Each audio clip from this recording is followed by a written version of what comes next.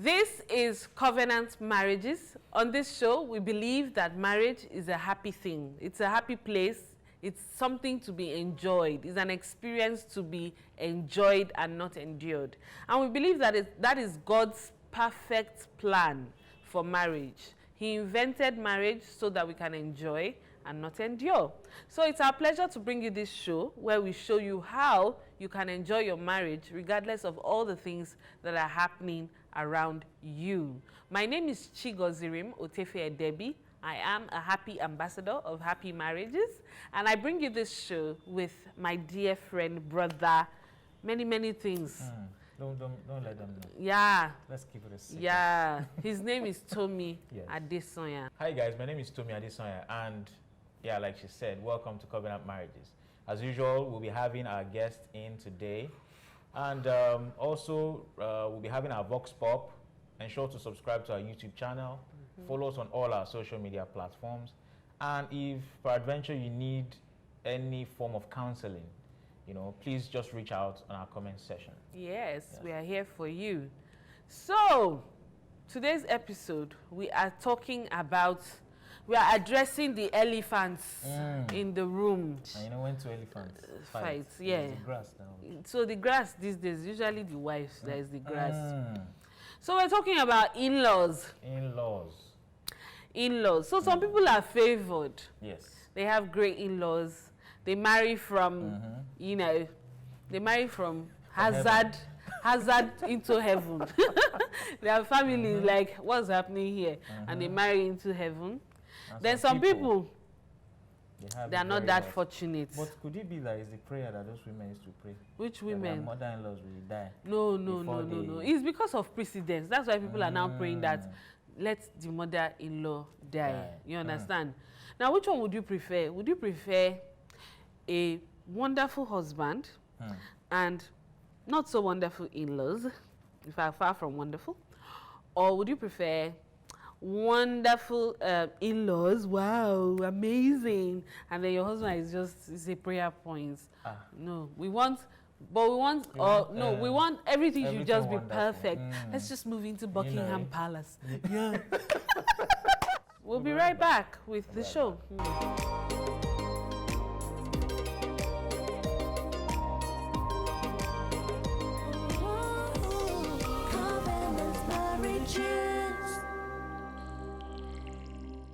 Hello guys, and welcome back to Covenant Marriages. On today's show, we'll be having a very sizzling topic. Yes, in-laws. Yeah. Capital letter. Meet the in-laws. So ensure you subscribe to our YouTube channel. Follow us on all our social media platforms, just so you are not missing out on anything. Okay. What is the definition of in-laws? No, the thing is that when you are going to, when you are being toasted or you are toasting, you don't realize, you don't toast people along with their family. True. So you finish, you've done everything, you've proposed, you've done, now meet the in-laws. And it's both ways. Okay. So I know someone who, he met his father-in-law to be for the first time. The first time, the man now brought out list that you are going to help me send my son abroad. For the first time? First time, he hasn't even really proposed like that. You understand? In marriage, yeah? He stayed. He loved the girl. That's life, And sometimes, like me now, I met my mother-in-law. In fact, I think part of the challenge is people discussing what they. I think we should shield our spouses from a lot of what is said from our mother-in-law. From our in-laws. Let me give you an example. Thank you. So I met my mother-in-law for the first time. I really wanted, I had dreams. I was like, whoever is going to be my mother-in-law in this world, we're going to be, yin and yang. We're going to be like this. We're going to be, friends forever. We're going to be twinning. So after I saw her and I left, my husband now told me that she said I was fat. My own case was a bit different. Okay. My first time seeing my father-in-law, I met him at Sheraton. Wow. Yeah. And when I saw him, just you know, shook my hands and said, "Hi, my son. Wow. How are you?" Wow. Honestly, it's tough. It's Very tough. tough. It's tough focusing on your marriage with external parties, Very true. you know, intruding, and then they're now blood. Those external parties are now blood. Do you understand? It will not help if your husband has one very tight attachment. Oh dear, oh dear. It's all over. Oh dear, oh dear, oh dear. Or even sometimes it's the wives, you know, daddy said, you know, it's a problem. So today we have some guests, a couple, who will be, you know, talking to us about this issue, and they will be throwing light on how we can manage it. So off the top of my head, I just know that we should show love to all mankind, regardless of how mankind is pinching you. But we'll see after the break, when we meet the couple, how we can manage difficult in-laws, how we can attract, maybe there's something we need to do. For those who are not yet married, how we can attract the soap you use. Fabulous in-laws, or how you can convert difficult in-laws to fabulous in-laws. Yeah. So don't go anywhere, we'll be right back. Yeah.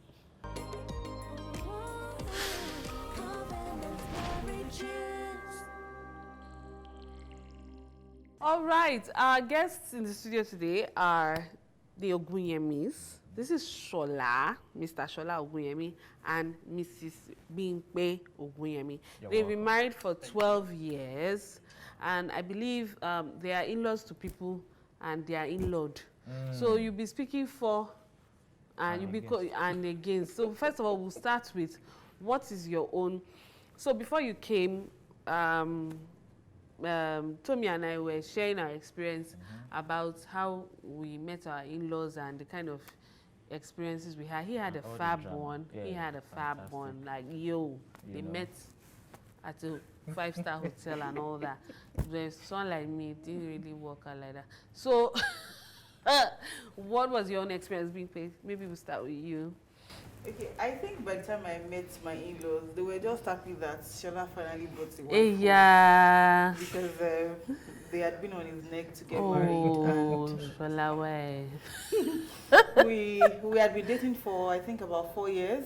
Wow. But I never went to meet his parents anyway until, I think, the year we got married. Okay. For me, I also had a plus because Shola and I are from the same place. Streets. Wow. So my father-in-law said he was going to rename me Omoshaliwa. Wow. Basically. So his parents knew my dad very well, and so they were really happy to receive me. Okay. So, Shola, what was your own experience? Okay, so my first experience, unfortunately, our dad had passed before we met. So my first experience was actually with our mom. My first experience was not a very nice one, and I would say it was mainly because, to put it in quotes, I had misbehaved in the course of the 4 years of our courtship. So I remember vividly, I had gone to check on her at home, and unfortunately, I met her mom, who must have heard some of my exploits. This is that thing I was telling you, that you need to sieve the information. And so, unfortunately, she also was not at home. Her mom came to the door, and after introducing myself, she was quite gracious about it, but she made it clear that you are the one stressing my daughter. So I was turned back at the door. The next one, when I finally got a pass to get into the house, so cross veranda. I had to explain a lot of my misbehavior in the past and commit. Thank God, the only thing was there was no document to sign. I had to really prove that I was not a serious candidate. Wow. But after that, I can say, to God's glory, it's been good. So I think you need to filter what you communicate, you understand? Because mommy would have received you openly if she hadn't told her. Though sometimes it's difficult to do, but I think that is a factor. Yeah. Now, in dealing with in-laws, what have you found to be practices or things that you can do to make it smoother?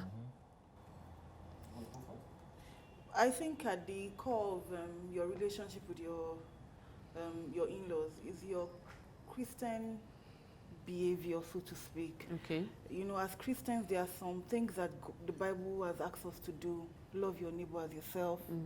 Honor your father and your mother so that you can live long in the land that God has given you. And if you know this, then you'll be able to adopt your spouse's parents as yours. And then you can honor them. Now, in honoring them, it doesn't mean that they begin to trample on you or they disrespect you or you lose your self-respect. So once, you know, we focus so much on the word in-law. And I think that's probably the major issue. Okay. Now, people are different. What I would have experienced from my in-laws would be different from what you would have experienced from your in-laws. But you first need to purge yourself of the negatives that people have put out there. That my mother-in-law must be, my husband's mother must be dead before we get married, and so and so. If you think about it, that do you want your husband to wish your mother dead, then you begin to realize that these things are not realistic. I know people who have superb relationships with their in-laws and everything. Okay. I, for one, I had a very good relationship with my in-laws. I'm not saying it was perfect. We had a bit of itches here and there. But it was so good that when my mother-in-law died, they thought I was her daughter, especially because I sort of look like her. Okay. So, you know, at the point when they were breaking the news, the doctor was looking at me, breaking the news to me. Well, the sword was, was there. it was there, exactly. Yeah. So that was my own. What about siblings? Does he have siblings? He does. Okay, so how is that? did they take you? How did Yeah, they receive you? the relationship with siblings. Well, Shola has 4 siblings, and I can say that we have good relationships. Yes, we've had a bit of itches here. But with my parents-in-law, they believe that once there's an issue, you tackle it there and there. Yeah. You cannot go to my mother-in-law or my father-in-law and tell them that Chigo said this. She will tell Chigo who said it. Okay. And she will address it there and there. Same with my father-in-law. I remember once when I was traveling to London, and my brother-in-law's wife called me. She wanted me to help her buy something. And I told her calmly that the money she was going to give me was not going to be enough for what she wanted me to buy. So she said, oh, I'll call you back. And she never called back. I forgot about the conversation. Apparently, she was a bit upset. So when I got back, I think 3 weeks after, the day I got back, I went to see my mother-in-law with Shola, and she was like, your brother-in-law called me and reported you that when you come to their house, you don't eat. When you are around, you don't sleep in their house and everything. Yes. She said, but I know that it's the hand of Esau, the voice of Jacob. So I've called his wife that I don't want a job. What is that? What are all these parables? Translated, I know that it's the wife that is behind this complaint. Oh, okay, I see. So I have called her and I have told her that I don't want trouble in the family. Hey, Then yeah. what is it? And he said, you too, why don't you eat? And I said, well, you know, when we get there, that's when she's just going to the market to go and buy what she wants to cook. Oh, okay. You know, I was raised in a way that when you know somebody's coming, you would have prepare for finished that cooking person. before the person gets there. So, and the way we were raised, when there's a way you even ask the visitor. Does she know you're coming? Yes, Okay. normally. Because we usually visit from out of town. Okay, I So, see. we were raised in a way that there's a way you would ask the visitor, do you want to eat? Yeah. When you say, do you want to eat, it means you don't want to offer the person food. You're assuming, no, different people were raised different. Yes. Okay, so continue. Continue, That's yes. where I'm co- Okay, so that's where the I'm rationale coming of from. why, yeah, I understand. So when I this get key. to your house and you're just going to the market, you know, it You You makes feel me like, uncomfortable, yeah. basically. So you now say nothing, I don't want Yeah. anything. Just Although, water. you know, later I found out that that's just her. You know, she runs her own business and maybe she's It's not like saying until I see you before I start to. that's just her. Yeah. She didn't mean any harm by it and everything. But I'm a Yoruba girl and we read. So where is she from? She's Yoruba, but Okay. maybe raised Another differently. side. Yeah, Indian Yoruba, UK Yoruba. You know.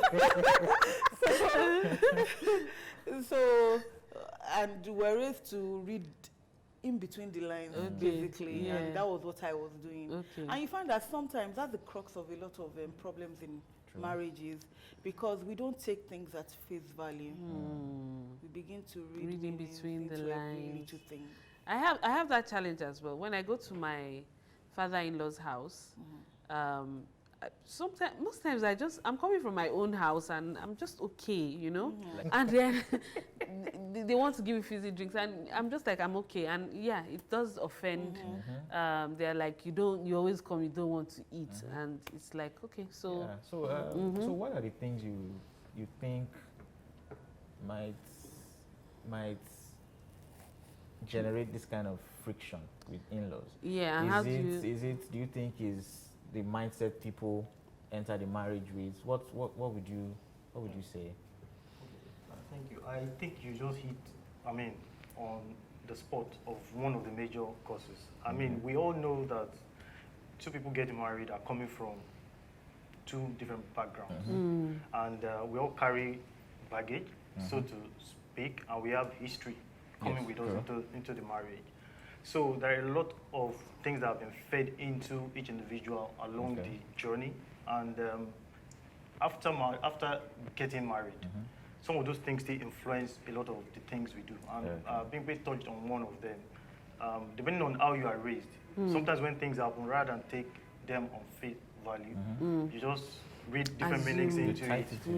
Another thing which I think, looking at it from a man-woman perspective, is for a man, and I'm one, anything that you feel would kind of challenge or threaten your position in the home as head is a major trigger point.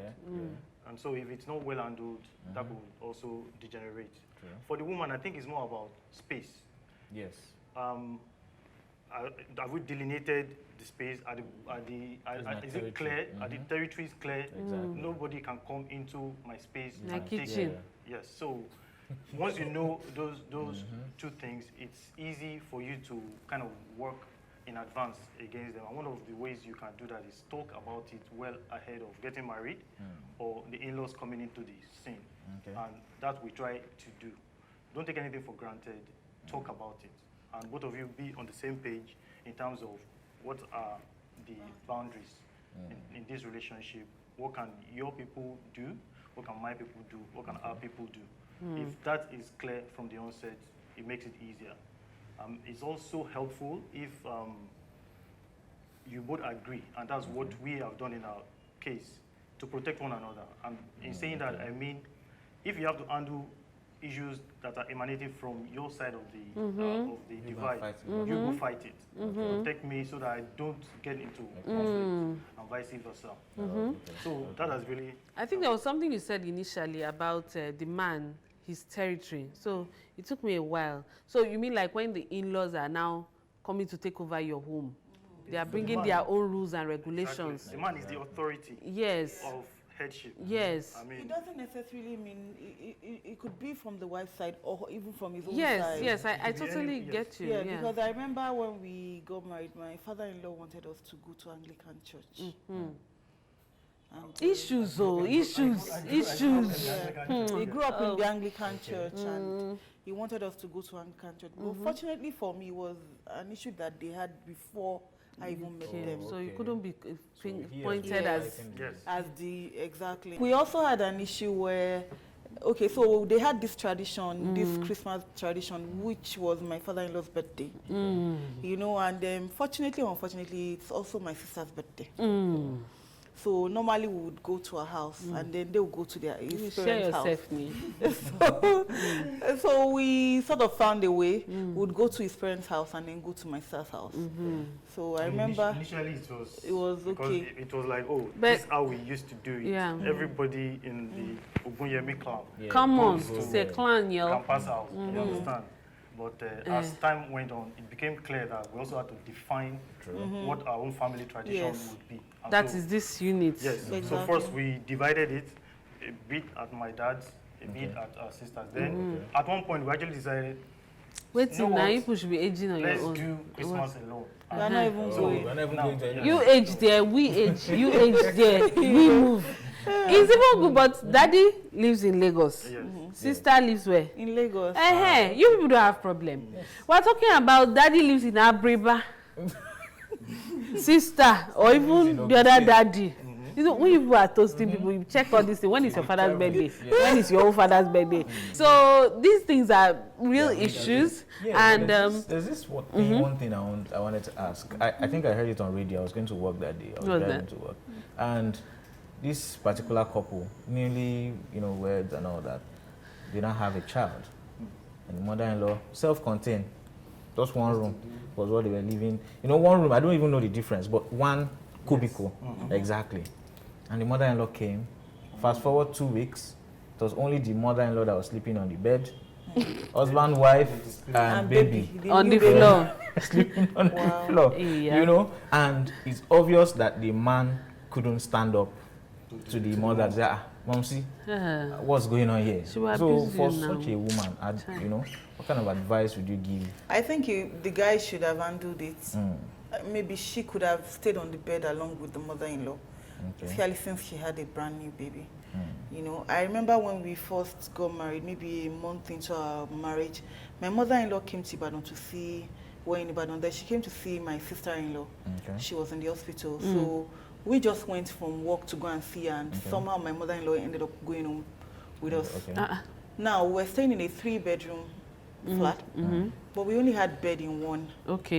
So I offered her a bed, and she said no, that it was a matrimonial bed, and she slept in the sitting room. So like I said, people react differently to things, but the Bible says that, Christ is the head of the man, the man is the head of the woman. You have to be able to protect your wife. The Bible says preferring one another. You cannot let a woman who just gave birth to a baby sleep on the floor. It's it's not. I think they could also have gone to the mother-in-laws. So my first child, my mom came to our house with her own rules, regulations, and stuff. Like, it's like. Let me tell you a bit about my mother. On my wedding day, or before my wedding, they did bridal shower for my mother. They did mother of the bride shower for my mother. So so when she was coming for Omugwo, it's like, it's our Omugwo, you understand? So when she brought all that energy with her, so the next child, we took the energy to her house.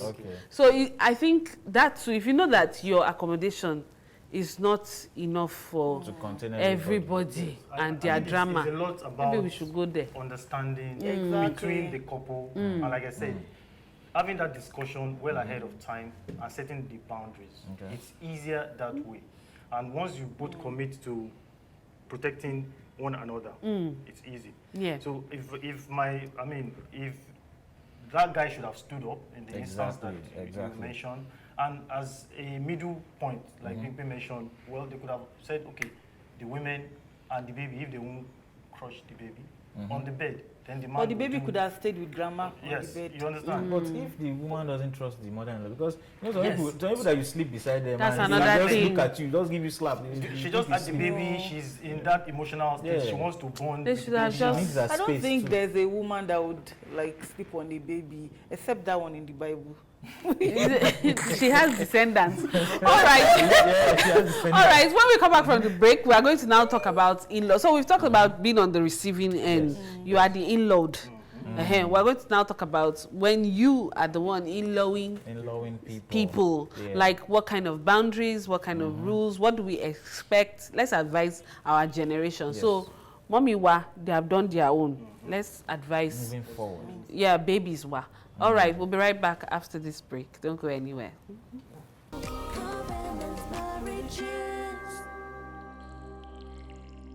Hello guys, and welcome back to Covenant Marriages. Yes, we've been hearing different responses to different scenarios. And our able pass question, we've been shooting all the questions possible. Ensure you subscribe to our YouTube channel and follow us on all our social media platforms, just so you don't miss out on any of our episodes. So jump right into the conversation. Yeah, so before now, we were talking about handling in-laws. Another thing I picked out was, self-control is key. So in loving them, you have to exercise self-control, you have to protect each other, and so on. So now let's talk about you now. if you are to now be the in-law, because I know you have children and you're going to be daddy-in-law and mommy-in-law someday, what do you think should be like the guidelines? And so thanks. I think, like you said, it is clear that whether or not you like it, in fact, even if you don't end up having kids, you're already an in-law, and the brother, sister, sibling in-law environment is enough practice area for you. So my guiding principle has always been, God places the solitary in family. There is a reason why you are there. Try your best to pick out the positive of why you think you are in that now enlarged family, your side and our side, and try and you know, impute yourself in it as much as possible on a positive level. Because the truth is, like we said earlier, people are coming with a lot of history and baggage and from different backgrounds. For me, it is a commitment to ensure that it works and you try as much as possible to avoid conflict. God has made it easy for me because I'm a middle child. Okay. So I'm smack in the middle, boy, girl, me, boy, girl right after me, and then the last born is a boy. Wow. So over time, I've always played that role of a peacemaker and the middle ground finder. So it's not been difficult for me to work with people, even outside of the marriage environment. So I think that is the guiding principle that we should all have, that one day you're going to be the old man that you are seeing now, or the old woman that you're seeing now, and that you think might be trying to infringe on either your authority as a man or your space as a woman. What would you have loved to have seen? So start building that capacity to also be able to do that. And this is a good time to start. Because even if you don't have sons and daughters-in-law, you have siblings-in-law, you have uncles and other in-laws that you can use as a training ground for you to be able to achieve that. And I think it's doable. Because in our case, I think we've had a pretty good in-law relationship, and we know of several couples who are also in that space. Wow. Yeah, I think for me, my only learning points going into mother-in-law would be from my mom, my mother-in-law, and like I said, they both made it easy for us to stay married. You know, my husband has an amazing relationship with my mom. It's almost sickening. Like, I call my mom and she says, and then my husband picks and says, hello, darling. I'm like, what's happening here? Who is the child? Yeah. You know? So, and I think it's something they both consciously worked towards. You know, this are our children. It has to work. And that's just it. My older sister used to say to me that, she will say, you go to the hospital and you hear all sorts. You will see people who would lose their baby.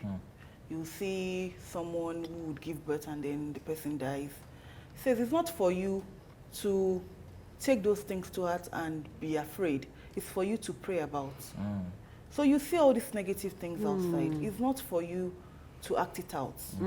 It's for you to look at it and say, this is not how I want my life to be. And then you can start praying for the man that will marry your daughter, the woman that will marry your son. Yeah. True. Basically, it's never too early, even before you start having children. To start praying in advance for a beautiful relationship. I had a funny conversation with my wife this morning. You know, you know what? Your parents didn't stress me when I was trying to marry you.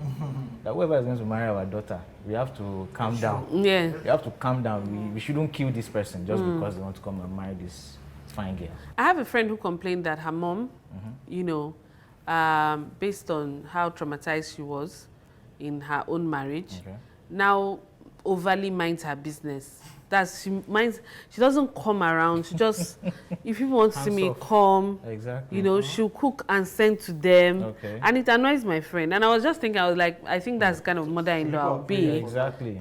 Some people are praying for that. I think that in-laws should, what do you think about in-laws staying in their lane? Just. No, I think in our own marriage, my father-in-law only came to our house once. Yeah. And you didn't take that against him, or? I did. We're always going there anyway. Okay. And then my mother-in-law came all of twice. Did they not come because there was a time we were in an accommodation that my father just felt it's beneath me to visit them there. So was that the issue? No. He will come and he will say I should come and meet him at the gate. We always visited them frequently, so yeah, there was really no need. How long should an in-law stay in your house? I don't think there's any hard and fast rule. Like I said initially, it's all about the understanding between the couple in question and what you've set as your boundaries and your rules of engagement on that way. For us, right on early, I think we already agreed that there won't be any long stay in-laws or anybody. So define long stay. What's long stay? Long stay, anything that is going beyond like a week, 2 weeks max. Ah, yes. Madam Beams. Yeah. 2 weeks. So that it was a mutually agreed. We got admission. Position. We are pursuing admission 3 months. No, not allowed. Move to the hotel. No, no, there are circumstances like maybe your mother-in-law is ill. Okay, she's going to hospital in Lagos as opposed to in the village. It is a life and death matter. Yes. Okay, but just generally, I came to greet you. I mean, they lived in Lagos. We also lived in Lagos. There was really no need for them to come and stay per se. But I have stayed with my sister and her husband. I stayed with them until, in fact, I can say they were the ones who gave me away because I got married from their house. Okay. So, and I stayed with them. I was working and I was staying with them. Was this your older sister? My older sister. Okay. So, but you know, I was staying there and I was useful to them. Useful. Yes. This word, useful. You cannot go and stay in somebody's house like you are in the hotel. You know, you wake up in the morning, you do your bits, you pay your rent. You become a house help. Yes. No, it's not house help. No. I mean, if you're in your house, would you not tidy up somehow? No, because the young ones. Okay, what do you want to say? Going to say it's all about bringing something to the table and adding value to that accommodation that you've been given. Not that you go there and you become a liability to them. But all that is also predicated on a basic agreement that you can even come to stay. So we're talking about this after it has been agreed that you can come to stay. If it's convenient for that couple, yes, you can come. If it is not, and you set the boundaries, you both agreed, let everybody respect it across board. I'm wondering how you shape your mouth and say you are not allowed to come. The truth is, it's better. We've never had them say they want to come and stay. No, you are looking at yourselves. I'm looking at my audience that have challenges. How do you shape your mouth to say you can't come? Said her son asked her to come and do omugo, and she said, "How long do you want me to come for?" Okay, okay. So maybe the mother-in-law too should be asking so that you don't overstay your welcome. And you as a couple, you don't want to open your house to people that you don't have the grace for. Because you know some people can, you know, take your cup, break it, and you don't have an issue with it. Somebody can come and take that cup and just want to drink water and your body is doing you. Very true. Yeah. Best to just draw the lines and avoid the ones that will cause problem. Yes. Then there are those ones that will carry all your secrets.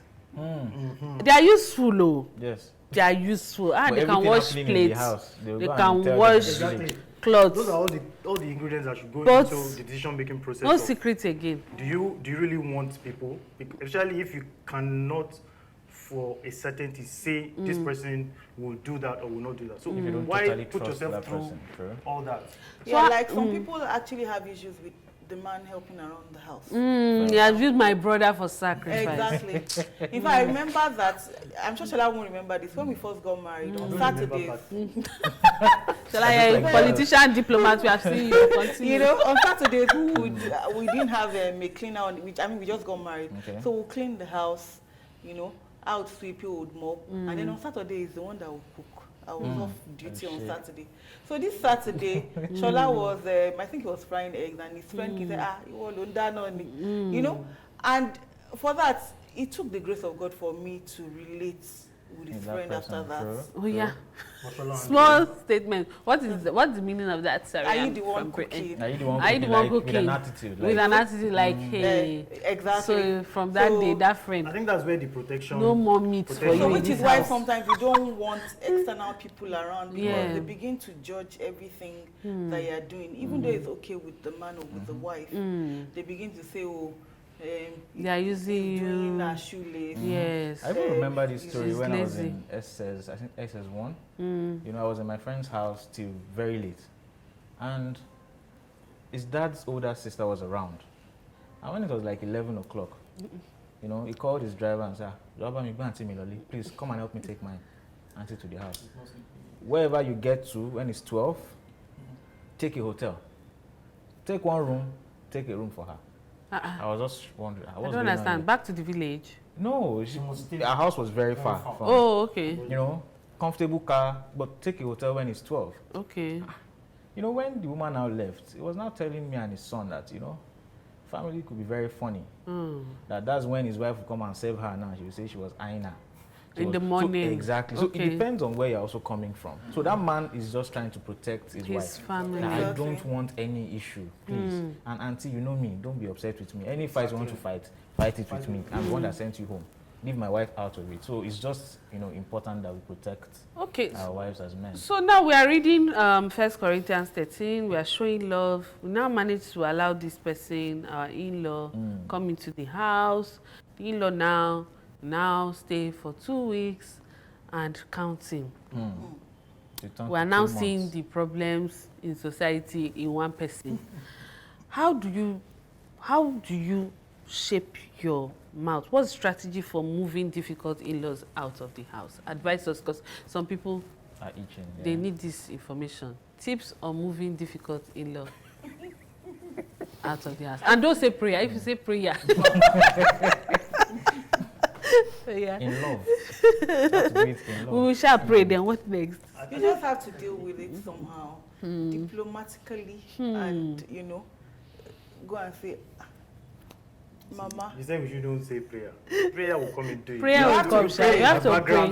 We have to pray. In fact, as I said, the wisdom can only come through prayer. I've had a situation where somebody was coming, and it wasn't like somebody that I actually really love, but I'm the kind of person that when you are coming to my house, I overwork myself. I want you to come and have a nice time. Hotel, Bimpe. Exactly. In fact, I remember that his sister called me Bimpe Entertainer, and for a long time when she came, I started giving her chin-chin.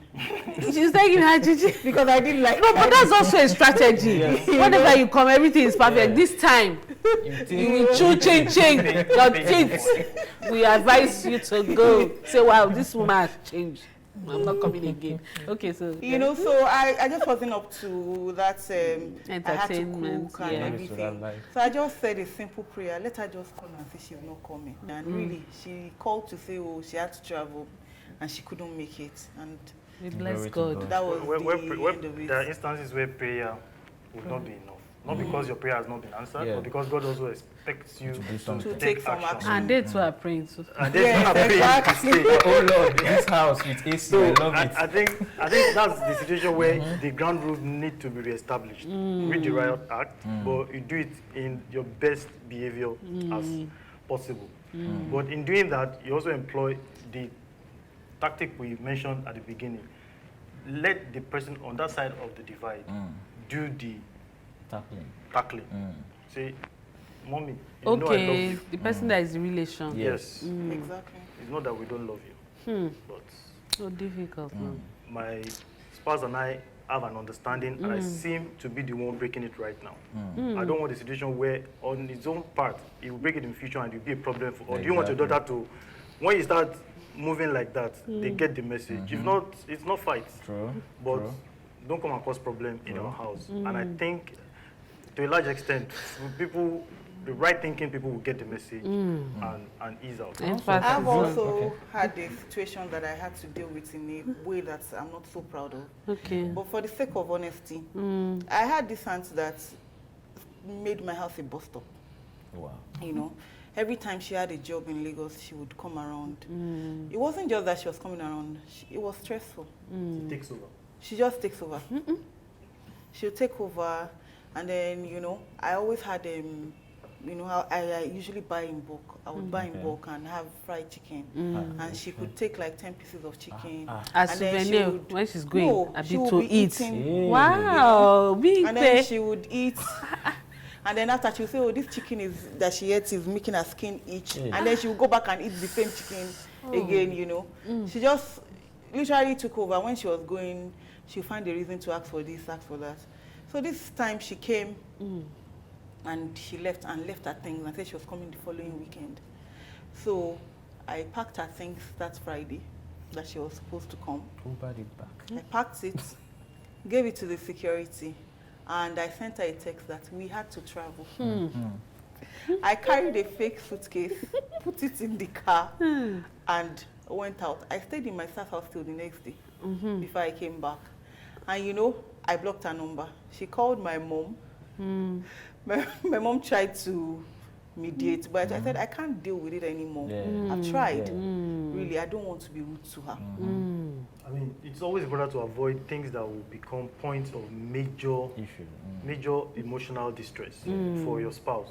And it's a shared responsibility. It was a difficult one because it was a lady I was kind of fond of. But I mean, the nuclear family, my wife, your spouse must always come first at all times. So sometimes you will need to take those difficult decisions, and I think eventually it panned out well. I'm not sure we've seen her. I've not seen her since then. Should we watch this video?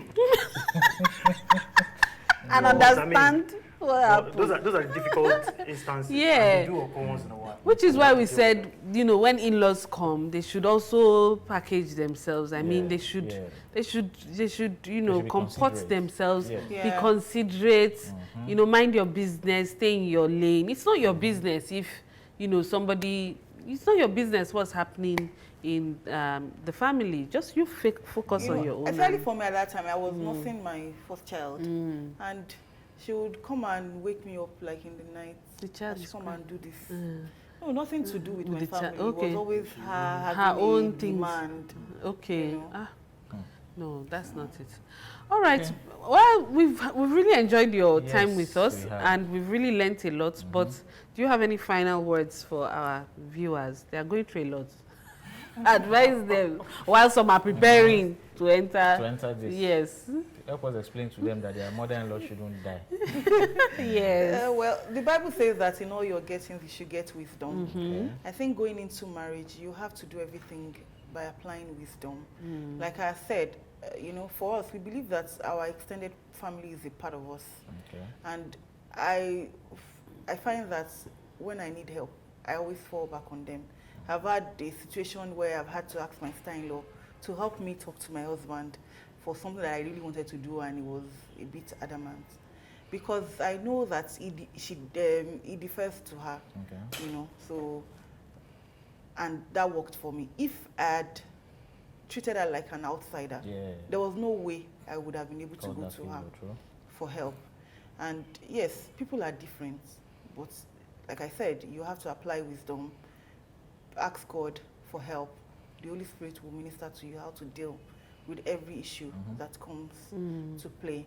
The Bible says, honor your parents. In honoring them, there are some times that you just allow them to do certain things. You're not going to die from going to your father-in-law's house for Christmas or for New Year. It doesn't have to be every year, but once in a while, you humor them and, you know, live peaceably. She said it all. If I were to add anything, to just be, know that one day you will be a mother or father-in-law. Whatever role you are playing now, start channeling all your energies to becoming the kind of in-law you want to see now. Because in-laws are not those people. You are also an in-law on your own level. There is a reason why you are in that relationship with your... I always say that because I've seen that in life, it's all about relationships. And as much as we want to keep the nuclear family safe, secure, and happy, it is not wise to also cut off the extended. So the wisdom to deal in that, pray to God to give you, but you must also renew your own mind and look for role models or ideal situations of what you would like to see, and just channel it. Whatever you channel and you put out there will always come back to you. It is not just Bible cliche, it is a law of nature. And for as long as there is seed time and harvest time, whatever it is that you sow, when you become the father or the mother, one way or the other, you're going to reap it. So I just pray that God helps us all to be able to be what we look out for in others. Thank you. He needs to help us. Yes, he really needs to help us. All right, to our viewers, we've heard their stand on this matter, do not pray for your in-laws to die. I still keep saying that a lot of people have that mindset. You know, debunk yourself of that. Pray for them even before you meet the right man or the right woman. Pray for them in anticipation of, you know, the home you want to create.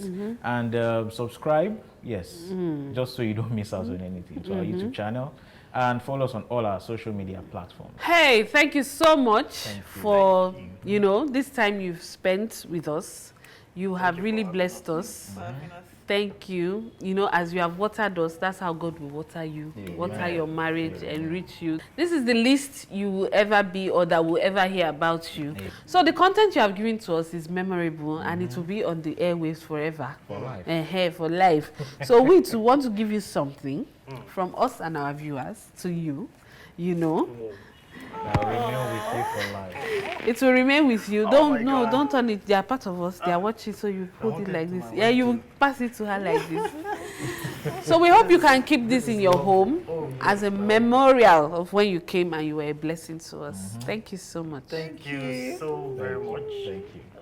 We're also very happy to have been invited, and we had a fantastic time. You are great hosts, and you made us feel really comfortable and to share. Thank you. And we also pray that as you have watered us, you watered us actually, because it was a good experience for us as well, bringing up some memories. We pray that you also watered back, and God, who never forgets our labors of love, will reward. Amen. And all behind the scenes, Amen. you have done a fantastic job. Amen. Thank you very much. Thank you.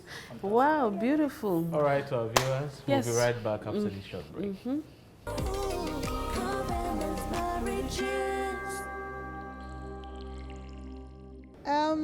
I personally think that the best way to handle in-laws is dependent on both couples. So for example, we had to reach an agreement when it has to do with his family people. Like if it has to do with serious decisions, like he would reach out to them and communicate with them. And then if it has to do with serious discussions as well, I would communicate with my family. But I've also tried as much as possible to be very accommodating, and I think that's what every Christian family should do, or every Christian couple should do, to be very accommodating with the in-laws. Fine, you might not agree with everything that they say or everything that they do, but just being friendly, I think that makes a whole lot of difference in managing in-laws. To buttress our point, when it comes to managing in-laws, it's dependent on the couples. As much as you don't want interference, you also need to understand that there might actually be a kind of trend that happens in the family before you get married. So it's always advisable you understand the family you're getting married into, and also ensure that whatever decision you're making is between the couple, and whatever interference in-laws might want to bring in, you must actually agree between yourselves before actually agreeing to whatever it is that the in-laws are actually bringing into the family. But one thing I always say is, whatever it is, always ensure that the foundation of your family is strong, and you don't allow external interference, because you build, if your foundation is solid, then the storm can actually not shake it off. Thank you very much.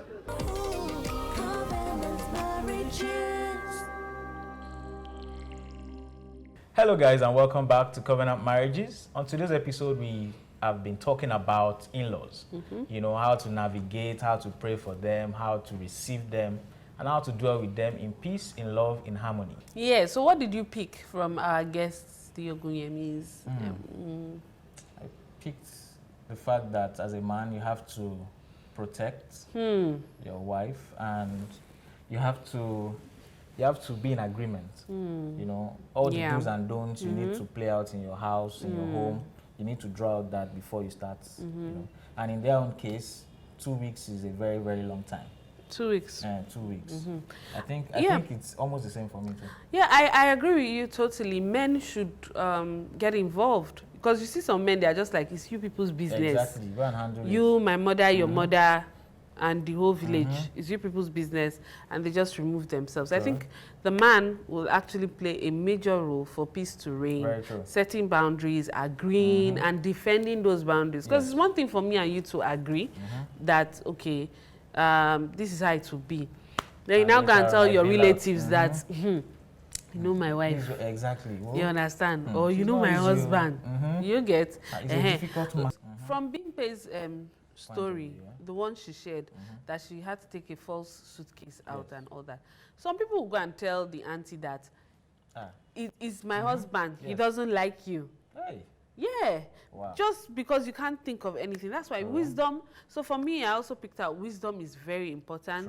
It's important to tap wisdom. Like, God, how am I going to approach this issue and everything will work out peacefully? Because remember, we have to fight for the home, fight for the marriage, and not allow other parties to come between us.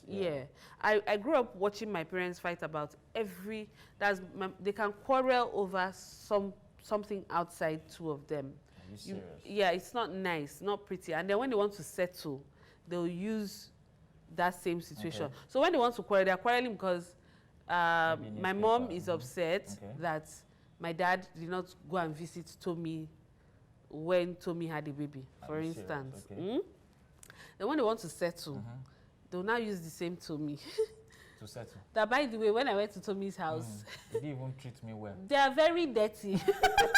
They'll be like, really? And you know, so nah, it wasn't attractive. You need to fight for your bond. That's what I think. And then, you know, leave people where they are and then fight for your bond. So you don't allow other people come between you and your spouse. And that's I what think I think. the Ogunyemis, they escaped my question. What was the question? What's the question? You know, there are some. Ask me. I should ask you. My fountain of wisdom. You know, there are some in-laws. They will give some criteria. You know, to marry. How do you take their daughter and run? Then marry, then come back and apologize. Well, you need to condition their minds, prepare them, look for gist, and put them in. If you have to manifest, you need to prepare their minds. Honestly, that I'm not marrying. Just something as basic as I'm not going to get married from Igbo land. That was a whole now. So for me, my strategy with my mom was to just, I really left her in the dark of my relationship. Like she was, by the time I told her there is someone, she was already desperate. She was like, drooling. A chicken, a cow, anything, anybody, bring it. I'm ready. I want to be called a grandmother. She was already that desperate. Meanwhile, I had been seeing my husband for years. We were already friends and everything, and we knew we were going to get married. But I didn't tell my mom, so she was already desperate. So she also helped me to work on my dad. So wisdom is important. Wisdom is critical. And like I told you initially, my dad was, you know, was tough for my husband, but eventually they became great friends. You must realize that it's a long distance race because the marriage is forever. So in taking their daughter and running away, that one might be extreme, especially in some cultures. If anything happens to that daughter, you marry her dead body. That's story for another day. Coming soon. Weird traditions near you. All right, ladies and gentlemen, it's been fantastic as usual bringing you this show. We always enjoy ourselves. And we hope you enjoyed it too. We hope you had as great a time as we had bringing it to you. I'm sure your village people have questions. My Twitter people, follow us. Questioning people. Always questioning people. My Twitter people, just follow us. And if you have questions, you can send them to us via our social media pages. And people will reach you with answers. You can book a counseling session if you need more counsel. And continue to be doers and not just hearers.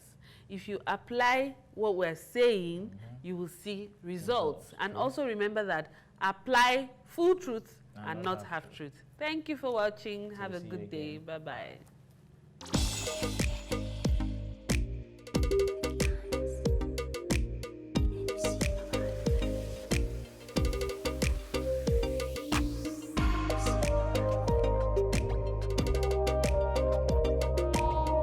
Powered by Covenant Christian Center.